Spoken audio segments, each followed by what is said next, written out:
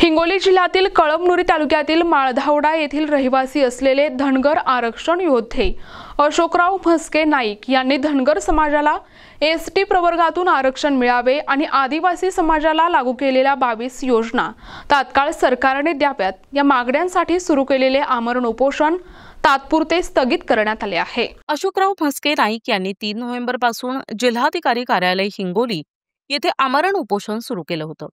त्यांच्या या उपोषणाच्या 7व्या दिवशी त्यांची प्रकृती खालावल्यामुळे आणि सध्या आचारसंहिता लागू असल्याच्या कारणास्तव त्यांनी 9 नोव्हेंबरला हे उपोषण तात्पुरते मागे घेतले। माजी आमदार रामरावजी वडकुते आणि धनगर समाज नेते गोपाल सातपुते यांच्या शब्दाला मान देऊन तसेच उपविभागीय अधिकारी समाधान घुटुकडे यांनी लेखी आश्वासन दिल्यामुळे हे उपोषण काही काळासाठी स्थगित करण्यात आले आहे। यावेळी प्राध्यापक गजानन हाके, रुक्माराव शिंदे, हरी लेकुळे, राजकुमार लेकुळे, कल्पेश पोले यांच्यासह अनेक समाज बांधव उपस्थित होते। प्रशासनाने दिलेल्या आश्वासनांची तात्काळ पूर्तता करावी अशी मागणी यावेळी कार्यकर्त्यांनी केली आहे। अशोक पुंडलिकराव म्हस्के, राजमाता ब्रिगेड प्रदेशाध्यक्ष, हिंगोली या जिल्हा कार्यालय याच्या समोर आमरण उपोषण धनगर एसटी अंमलबजावणी व्हावी यासाठी मी आमरण उपोषणासाठी 3/11/2025 पासून बसलेला आहे। आज 7वा दिवस 9/11/2025। आज रामरावजी वडकुते माजी आमदार यांच्या हस्ते आणि जिल्हा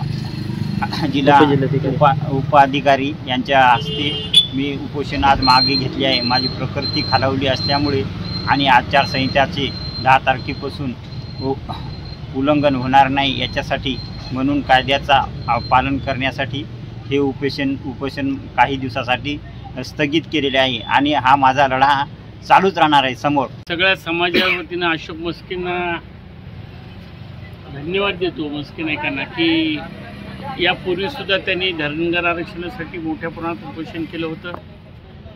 त्यावेळेसही जिल्हाधिकाऱ्यांमार्फत आश्वासन दिले की तुमच्या भावना पोचू आणि त्यावेळेस आमच्या समाजाचे नेते मी स्वतः जे महामंडळाचे अध्यक्ष होते आम्ही त्यांच्या वतीनं अशोकरावला विनंती करून त्या ठिकाणी उपोषण केलं होतं। प्रश्न लवकरच सुटेल अशी आशा त्याही वेळी बाळगली।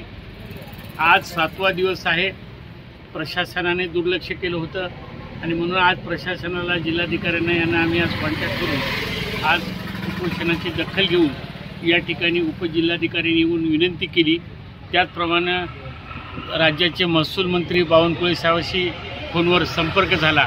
त्यांनीसुद्धा मुख्यमंत्र्याला आपल्या प्रश्नाच्या गंभीरतेनं आपण त्यांच्याकडे मांडणी करू आणि तो प्रश्न सोडवण्यासाठी काय मदत करता येईल ते करू अशा प्रकारचं आश्वासन मिळाल्यामुळं आज या ठिकाणी 7व्या दिवशी अशोक म्हस्के नाईक हे उपजिल्हाधिकाऱ्याच्या निवेदन देऊन आज सगळ्यांच्या वतीनं उपोषणाची सांगता करीत आहेत। मी पुन्हा एकदा समाजाच्या वतीनं समाजासाठी स्वतःचा बलिदान आणि प्राणत्याग करण्याची तयारी अशोक म्हस्के नाईकने दाखवली। त्याबद्दल समाजामध्ये अशा प्रकारचे कार्यकर्ते झाल्यामुळे समाज टिकू शकतो आणि समाजाचं काहीतरी हित जोपासलं जातं। या उद्देशानं समाजाच्या वतीनं अशोकरावला पुन्हा धन्यवाद देतो। पण ही वेळ तुमच्यावर येणार नाही, कारण आपण उपोषण आणि आत्महत्या करून आपल्याला प्रश्न सोडवायचा नाही, तर सरकारशी आपल्याला लोकशाही पद्धतीनं झगडून भांडून मतदानाचा अधिकार जो आहे आपला त्या माध्यमातून आपण सरकारकडे प्रश्न सोडून घेऊ अशी प्रकारची ग्वाही मीही त्यांना समाजाचा एक कार्यकर्ता नेता या निमित्तानं अशोकरावला देतो आणि त्यांच्या पाठीमागे आम्ही खंबीर उभे आहोत। त्यांनी कधी धीर सोडू नये अशा प्रकारचं त्यांना आश्वासन देतो आणि आज त्यांना उपोषण सोडलं। आमच्या विनंतीस मान देऊन त्याबद्दल त्यांना धन्यवाद देतो। NTV news Marathi, Hingoli.